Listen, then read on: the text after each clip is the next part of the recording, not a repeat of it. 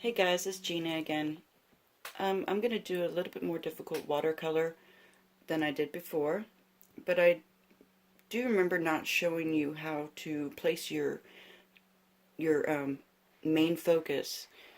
So I thought I'd do this diagram to, where do you place. This also goes with scrapbooking. It goes with mixed media. Everything that you pretty much do in art.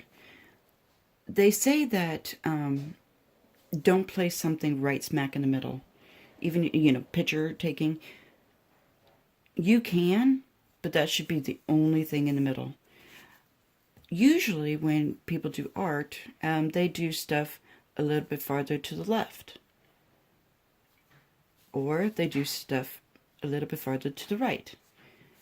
What I do things like down here. Usually it's good to do on the edges. This is bad. You do something over here in this box, or you do something over here in this box. Have it focal point, or you can even go up here. Okay, usually when you're, taking a picture or something, have it a little bit farther to the left. As long as some part of it will go on that line. You're doing a flower. Let's just say a flower. There's one flower there, and then you can do smaller flowers going over here and then up, ivy. I hope that makes sense to you. You could do a medium flower over here. So it's always good to have a grid to find out where you want to place things. Okay, let's get started. Hold on, I'll be right back. Okay, I'm back. Usually when I see watercolor paintings done on the net, I never see them how they draw it first or how they get their composition. So I thought I'd show you how I start off and go from there. Okay, these I just put a couple lines back here to give the illusion that there's bigger trees in the background. Right down to here. So there's 3 trees. There's 1, 2, and 3. And this area right here is going to be the background, a little bit more fuzzy. Okay, so in the foreground, what I'm going to do is down here, I'm going to do these flowers. And actually, I'm going to show you how to draw them. They're wild roses, and let's just do it on this.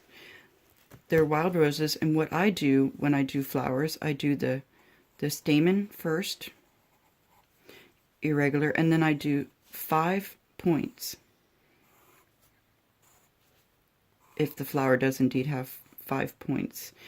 But the wild roses do. And then I go around and then I do my flower. And then I just go around. You can attach it to the other one, or you can have it free. And I always erase when I'm drawing things because I'm not the perfect drawer. I just not as good as my mother. So that's the wild roses. It's a simple way to do flowers. And then I just erase the middle. And I'll show you how to do the leaves. The leaves are, a lot of people don't like to do leaves, but they are a very important part of your painting. Okay, let's bring that in the back. Okay, the concept of what I had just told you with the grape concept, I am going to follow as well on this this composition. So my big flower, I'm thinking should be right about here. So if you divide it in 4, I don't want it over here because that's going to be the background. I definitely don't want it up in the trees. I could have a medium flower over here, but I want it over here. It gives you a better composition. So let's start off with 1 flower. And I still need to do the 5 point. Okay. I'm going to do a big flower here. It's probably too big of a stamen, but that's okay. I could always fix it. And like I said before, I always switch my paper around. Don't be afraid to do that. 3.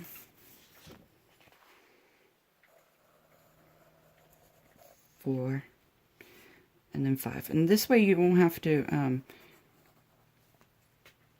you can get all the way to here and only have 4 petals. This way you know you're going to have 5. Okay, and I just get my eraser, erase the middle, and then go on. So that's the biggest flower I'm going to have.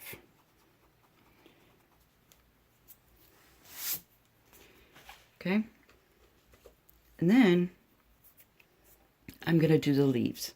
And leaves go behind flowers, they go in front of flowers, they do whatever. But this is the main flower, so you want the leaves on this one to go behind it or above or below, you know.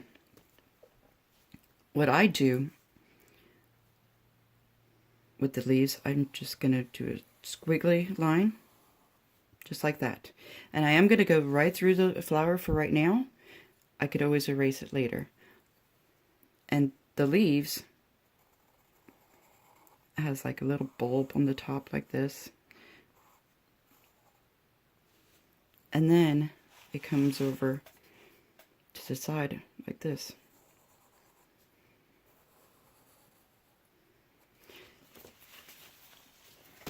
And then straight across is the third leaf.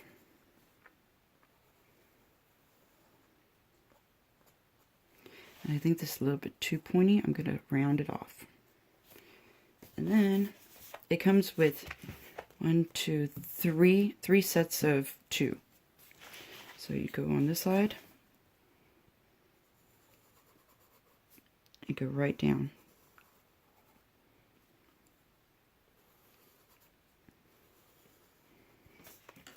Okay. And you don't really have to go through this flower, but see, it will come behind here. And see, I messed up because I didn't go through it. So there you go. And the other leaf. And I'm going to extend this one a little bit so you can see the tip a little bit better. Okay, so now all you have to do is trace inside what you did.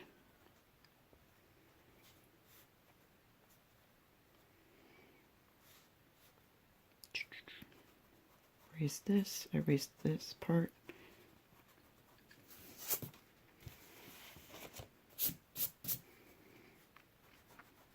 Because this is the middle of the flower and you want the leaves to go behind the flower.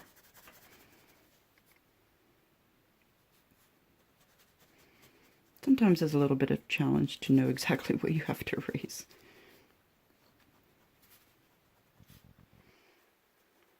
But that's okay. And if you erase too much, you just go back and do it again.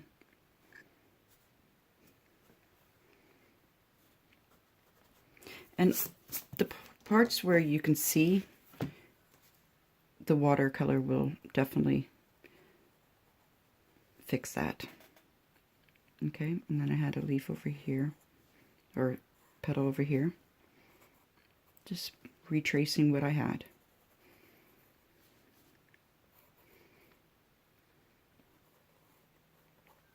So now I need to erase all that.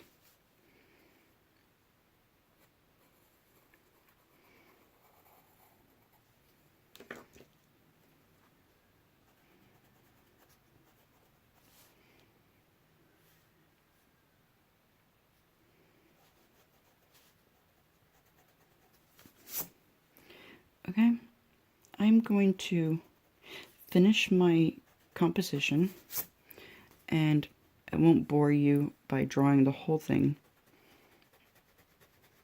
I'll be back when the composition is done. hope you get what I'm trying to do. You just connect everything. And I'll be back in a little bit.